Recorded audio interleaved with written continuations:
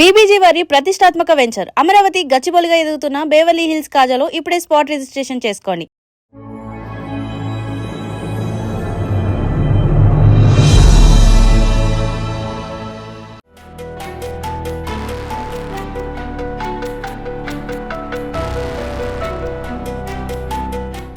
అది 1952 సంవత్సరం. అమెరికాలోని న్యూయార్క్ నగరం. ప్రపంచవ్యాప్తంగా 23 దేశాల నుండి 59 అద్భుతమైన కథలు ఒక అంతర్జాతీయ పోటీకొచ్చాయి. ఆ పోటీని నిర్వహించింది ప్రముఖ పత్రిక న్యూయార్క్ హెరాల్డ్ ట్రిబ్యూన్. ప్రపంచ స్థాయి రచయితలందరూ పోటీ పడుతున్న ఆ వేదికపై మన తెలుగు కథ ఒకటి సగర్వంగా నిలబడింది. ప్రపంచంలోనే 2వ ఉత్తమ కథగా అవార్డు గెలుచుకుంది. ఆ కథ పేరే గాలివాన. మన తెలుగు సాహితీ కీర్తిని ప్రపంచ పీఠంపై నిలబెట్టిన ఆ కలం పేరు పాలగుమ్మి పద్మరాజు.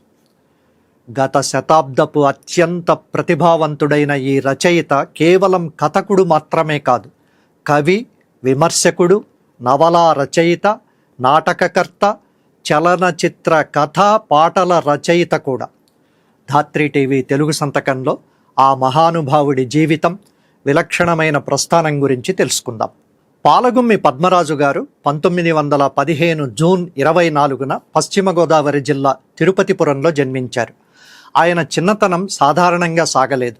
ఎన్నో కష్టాలను చూశారు. 9 ఏళ్ల వయసుకే తండ్రిని, 12 ఏళ్ల వయసులో తమను పోషిస్తున్న తాతను కోల్పోయారు. ఈ చిన్ననాటి బాధలు, గ్రామీణ జీవితంలోని కఠినమైన నిజాలు ఆయన మనసుపై బలమైన ముద్ర వేశాయి. మనుషుల మధ్య ఉండే సంబంధాలను ఆయన చాలా దగ్గరగా గమనించారు. ఆ తరువాత ఆయన ఉన్నత చదువులు చదివారు. వారణాసి హిందూ విశ్వవిద్యాలయం BHU నుండి కెమిస్ట్రీలో MSc పూర్తి చేశారు. ఆ తరువాత కాకినాడలో, భీమవరంలో లెక్చరర్గా పనిచేశారు. 1939 నుండి 1952 వరకు విద్యార్థులకు సైన్స్ పాఠాలు చెప్పారు. పద్మరాజు గారు చదివింది, చెప్పింది సైన్స్, కానీ ప్రేమించింది సాహిత్యాన్ని. ఆయనలోని సైన్స్ శిక్షణ ఆయనకు ఒక కొత్త చూపునిచ్చింది. ఒక శాస్త్రవేత్త ప్రయోగశాలలో రసాయనాలను ఎలా విశ్లేషిస్తాడో పద్మరాజు గారు మనుషుల ప్రవర్తనను కూడా అలాగే విశ్లేషించారు. మనుషుల తప్పులను ఆయన కేవలం నీతి సూత్రాలతో కొలవలేదు, తప్పుల వెనక ఉన్న మానసిక కారణాలను వెతికారు. శాస్త్రవేత్తకుండే ఖచ్చితత్వం, ఒక మానవతావాదికి ఉండే గుండె తడి, ఈ రెండూ కలిసిన అరుదైన రచయిత ఆయన. సైన్స్ లెక్చరర్గా ఉంటూనే సమాజాన్ని ఒక ప్రయోగశాలగా మార్చుకున్న పాలగుమ్మి పద్మరాజు గారి కలం తెలుగు కథకు అంతర్జాతీయ గుర్తింపు తెచ్చింది. తెలుగు కథా రచయితలలో ఆయన్ను 3వ తరానికి చెందిన విలక్షణ రచయితగా పరిగణించవచ్చు. మొదటి 2 తరాల వారి కంటే 3వ తరం వారిపై ఇంగ్లీషు సాహిత్య ప్రభావం ఎక్కువ. ముఖ్యంగా బుచ్చిబాబు, పద్మరాజు గారి రచనల్లో పాశ్చాత్య వాంగ్మయ అధ్యయనం స్పష్టంగా కనిపిస్తుంది. పద్మరాజు గారి పేరు వినగానే ప్రపంచ సాహితీ లోకానికి గుర్తొచ్చే మొదటి కథ గాలివాన. ప్రకృతి ఒక్కసారి విరుచుకుపడితే మనుషుల ముసుగులు ఎలా ఊడిపోతాయో చూపే ఆ అద్భుత కథా విశేషాలు ఇప్పుడు తెలుసుకుందాం. ఈ గాలివాన కథను పద్మరాజు గారు మొదట ఇంగ్లీష్లో సైక్లోన్ పేరుతో రాయడం విశేషం. న్యూయార్క్ హెరాల్డ్ ట్రిబ్యూన్ పోటీ కోసం భారతీయ భాషల నుండి వెళ్ళిన కథల్లో వడపోత తరువాత పద్మరాజు గారి కథ ఎంపికయ్యింది. ఈ కథలో ముఖ్య పాత్రలు 2. ప్రధాన పాత్ర రావు గారు, ఒక క్రమశిక్షణ గల లాయర్, జీవితాన్ని లెక్కలతో చూసుకుని బతికే వ్యక్తి, సమాజంలో మంచి హోదా ఉన్నవాడు.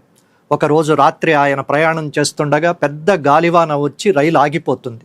ఆయన ఒక చిన్న రైల్వే స్టేషన్లో చిక్కుకుపోతాడు. అక్కడికి ఒక అనాథ భిక్షగత్తె వస్తుంది. మొదట రావుగారు ఆమెను అసహ్యించుకుంటారు. కానీ ప్రకృతి సృష్టించిన ఆ బీభత్సంలో, చావుకు దగ్గరగా ఉన్న ఆ క్షణాల్లో ఆయనలోని అహంకారం, హోదా, డబ్బు అన్నీ కొట్టుకుపోతాయి. అక్కడ మిగిలింది కేవలం 2 మనుషులు మాత్రమే. ప్రాణాల కోసం, కొంచెం వెచ్చదనం కోసం ఆ పేద మహిళను ఆయన కౌగిలించుకుంటాడు. మరుసటి రోజు ఆమె చనిపోతుంది, కానీ రావుగారిలో కొత్త మనిషి పుడతాడు. దీన్నే ఇంగ్లీష్లో బిహేవియరిజం అంటారు. మనిషి నాగరికత ముసుగులు ఎంత పల్చనివో ఈ కథ నిరూపించింది. పద్మరాజు గారి మొదటి కథ సుబ్బి. ఇది స్త్రీ మనస్తత్వాన్ని ఆవిష్కరించిన కథ. సుబ్బి అనే అనాథ అమ్మాయి ఒక ధనికుల ఇంట్లో పని మనిషిగా చేరుతుంది. ఆమె నిష్కల్మషమైనది. కానీ ఆ ఇంట్లోని పెద్దల స్వార్థం వల్ల కుటుంబ గౌరవం కోసం సుబ్బి తప్పు చెయ్యకపోయినా క్రూరంగా దూరమవుతుంది. సమాజపు నకిలీ నీతి సూత్రాలను, పెద్ద మనుషుల కపటత్వాన్ని పద్మరాజు గారు ఈ కథ ద్వారా ఎండగట్టారు. కథకుడిగా ప్రపంచ ఖ్యాతి తెచ్చుకున్న పద్మరాజు గారు నవలా రంగంలో, నాటక రంగంలో కూడా సరికొత్త ప్రయోగాలు చేశారు. అప్పట్లో నవలలంటే కేవలం రాజుల కథలో లేదా మితిమీరిన ప్రేమ కథలో ఉండేవి. కానీ పద్మరాజు గారు ఆ పద్ధతిని మార్చేశారు. నవలల్లో వాస్తవికతను, నాటకాల్లో మానసిక ఉద్వేగాన్ని ప్రవేశపెట్టారు. ఆయన రాసిన నవలల్లో మనకెక్కడా 100% మంచివాడు లేదా పూర్తిగా చెడ్డవాడనే పాత్రలు కనిపించవు. మనుషుల్లో ఉండే గ్రే షేడ్స్ను పట్టుకోవడమే ఆయన శైలి. ఆ నవలల, నాటకాల విశేషాలను ఇప్పుడు పరిశీలిద్దాం. ఆయన రాసిన నవలల్లో అత్యంత ముఖ్యమైనది బతికిన కాలేజీ. ఒక సైన్స్ లెక్చరర్గా విద్యా వ్యవస్థను ఆయన ఎలా చూశారో ఈ నవలలో వర్ణిస్తారు. కాలేజీల వెనుక ఉండే రాజకీయం, లెక్చరర్ల జీవితాలను ఇందులో ఎంతో నిజాయితీగా చూపించారు. అలాగే నల్లరేగడి నవల. ఇది పల్లెటూరి జీవితానికి, భూమితో ముడిపడిన మనుషుల బంధాలకు, రైతుల ఆర్థిక కష్టాలకు అద్దం పడుతుంది. రాజకీయాల్లో ఉండే ఆదర్శాలకు, నిజ జీవితంలో ఉండే అధికార దాహానికి మధ్య ఉన్న తేడాను చూపిస్తూ రామరాజ్యానికి రహదారి, రెండో అశోకుడి 3 నాళ్ల పాలన లాంటి అద్భుతమైన నవలలు రాశారు. తెలుగు నాటక రంగానికి, రేడియో రంగానికి కూడా పాలగుమ్మి పద్మరాజు గారు ఎనలేని సేవ చేశారు. ఆ రోజుల్లో నాటకాలంటే పెద్ద పెద్ద కేకలు వేస్తూ మాట్లాడేవారు. కానీ పద్మరాజు గారు నాటకాల్లోకి మానసిక ఘర్షణను తీసుకొచ్చారు. కేవలం పదునైన మాటలతో, పాత్రల మధ్య ఉండే నిశ్శబ్దంతో కూడా డ్రామా పండించచ్చని ఆయన రాసిన రేడియో నాటకాలు నిరూపించాయి. సాహిత్య విమర్శకుడిగా ఆయన రచయితలకు ఒక ముఖ్యమైన సలహా ఇచ్చేవారు. కేవలం సమాజానికి నీతులు చెప్పడానికే కథలు రాయకండి అనేవారు. మనుషుల మనసుల్లో లోతుగా దాగి ఉండే రహస్యాలను బయటికి తీయాలనేవారు. దీన్నే ఆయన మనోవాల్మీకం అన్నారు. మనిషి మనస్సు అనే పుట్టను కదిలిస్తేనే లోపల ఉన్న అసలైన మనిషి బయటకొస్తాడని ఆయన ప్రగాఢంగా నమ్మారు. సాహిత్యంలోని అన్ని ప్రక్రియల్లోనూ తన ముద్ర వేసిన పాలగుమ్మి పద్మరాజు గారిని సినిమా రంగం కూడా ఆకర్షించింది. 25 ఏళ్ల పాటు ఆయన సినీ రంగాన్ని తన కలంతో ప్రభావితం చేశారు. దేవులపల్లి కృష్ణశాస్త్రి గారు, సుప్రసిద్ధ దర్శకుడు బిఎన్ రెడ్డి గారు పద్మరాజును సినిమా రంగానికి పరిచయం చేశారు. వ్యాపార లాభాలే ధ్యేయంగా నడిచే సినీ పరిశ్రమలో పద్మరాజు గారు ఒక మేధావిగా, ఉత్తమాభిరుచి గల రచయితగా నిలిచారు. వెండితెరపై ఆయన రాసిన బంగారు అక్షరాలు, సృష్టించిన క్లాసిక్స్ ఎలాంటివో ఇప్పుడు చూద్దాం. పద్మరాజు గారు పనిచేసిన మొదటి చలనచిత్రం 1954లో విడుదలైన బంగారు పాప.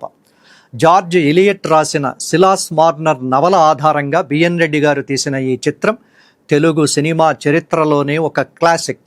ఒక కఠినమైన నేరస్తుడు ఒక చిన్న పాప అమాయకత్వాన్ని చూసి ఎలా దయామయుడిగా మారాడో ఇందులో చూపించారు. ఈ చిత్రానికి రాష్ట్ర ప్రభుత్వం ఇచ్చే ఉత్తమ చిత్ర పురస్కారం లభించింది. ఆ తరువాత 1966లో వచ్చిన రంగుల రాట్నం సినిమా పద్మరాజు గారి కలం నుంచి వచ్చిన మరో అద్భుతం. మధ్యతరగతి కుటుంబంలో జరిగే రాజకీయాన్ని, సమాజంలో ఉండే ఎన్నికల రాజకీయాన్ని కలిపి ఆయన ఎంతో పదునైన వ్యంగ్యంతో ఈ కథను రాశారు. ఈ చిత్రానికి ఆయన ఉత్తమ కథా రచయితగా నంది అవార్డును కూడా అందుకున్నారు. ఇవే కాకుండా భాగ్యరేఖ, శాంతినివాసం, బంగారు పంజరం లాంటి ఎన్నో క్లాసిక్ సినిమాలకు ఆయన పనిచేశారు. ఆయన నవల నల్లరేగడి చలనచిత్రంగా మా ఊరి కథ అనే పేరుతో వచ్చింది. ఆయన రాసిన పడవ ప్రయాణం అనే కథ స్త్రీ అనే పేరుతో సినిమాగా వచ్చింది. ఆయన సంగీత పాండిత్యం కూడా గొప్పది. ఆయన ప్రోత్సాహంతోనే మేఘ సందేశం అనే చలనచిత్రం రూపుదిద్దుకుంది. కెరీర్ చివరి దశలో ఎన్టీఆర్ నటించిన సర్దార్ పాపారాయుడు లాంటి భారీ కమర్షియల్ సినిమాకు కూడా ఆయనే కథ అందించడం విశేషం. 1983 ఫిబ్రవరి 17న పాలగుమ్మి పద్మరాజు గారు భౌతికంగా మనకు దూరమయ్యారు. 2015లో కేంద్ర సాహిత్య అకాడమీ వీరి 100వ జయంతి ఉత్సవాలను ఘనంగా నిర్వహించింది. ఆయన మనకు దూరం కావచ్చు, కానీ ఆయన విడిచి వెళ్ళిన సాహిత్యం ఎప్పటికీ అమరమైనది. సైన్స్ నేర్పిన నిశిత పరిశీలన, సాహిత్యం ఇచ్చిన మృదువైన హృదయం, ఇవే ఆయన్ను ఒక ప్రపంచ స్థాయి రచయితను చేశాయి. మన తెలుగు నేలపై పుట్టి ప్రపంచ సాహిత్య పీఠంపై తెలుగు సంతకాన్ని సగర్వంగా నిలిపినవారు పాలగుమ్మి పద్మరాజు. ఈ కథనానికి నేను తీసుకున్న ఆధారం పాలగుమ్మి పద్మరాజు పేరుతో కేంద్ర సాహిత్య అకాడమీ ప్రచురించిన మోనోగ్రాఫ్. ఇది ప్రఖ్యాత రచయిత అక్కిరాజు రమాపతిరావు గారు రాశారు.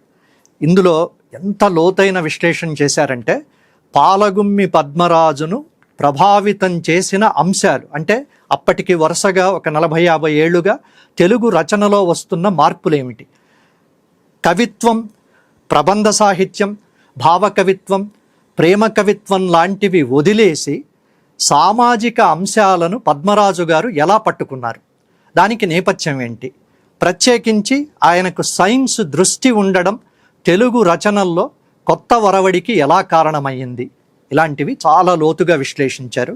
దీన్ని ఆధారంగా చేసుకునే నేను ఈ కథనాన్ని తయారు చేశాను. అయితే ఇందులో బాగా లోతుగా విశ్లేషించినప్పుడు అక్కిరాజు గారు మాట అంటారు, పాలగుమ్మి పద్మరాజు గారు సినిమా ఫీల్డ్కు వెళ్ళినా అక్కడేమీ ఆయన ప్రభావం చూపలేకపోయారు.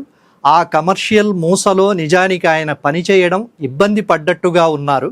ఇంకా సాహిత్యం వైపే ఎక్కువ వచ్చుంటే బాగుండేది అని కూడా అన్నారు. ప్రఖ్యాతమైన, అంటే తెలుగు కథను ప్రపంచ స్థాయిలో తొలిసారి నిలిపిన వ్యక్తి పాలగుమ్మి పద్మరాజు గారు. ఎవరైనా రచనలు చేసేవాళ్ళు అత్యంత సరళంగా, అత్యంత ప్రభావవంతంగా తెలుగుదనం ఉట్టిపడేలా ఎలా రాయాలి అనడానికి ప్రామాణికమైన రచన పాలగుమ్మి గారిది. తీవ్రత ఉంటుంది, మనుషుల మధ్య సంఘర్షణలను ఎలా పట్టుకోవాలో తెలుస్తుంది. ఒక పేరా చదవగానే మనం ఒక వీడియో చూస్తున్నట్టుగా ఆ సన్నివేశంలోకి వెళ్ళిపోతాం. అది ఆయన ప్రత్యేకత. ధాత్రి టీవీని సబ్స్క్రైబ్ చేసుకోండి. ఫేస్బుక్, ఇన్స్టాగ్రామ్, ఎక్స్లో ధాత్రిని ఫాలో అవ్వండి. మీ అభిప్రాయాలను కామెంట్లలో తెలియచేయండి. పక్కనున్న బెల్ ఐకాన్ను క్లిక్ చేయండి. మరో తెలుగు సంతకంలో కలుద్దాం. అంతవరకు సెలవు. నమస్కారం.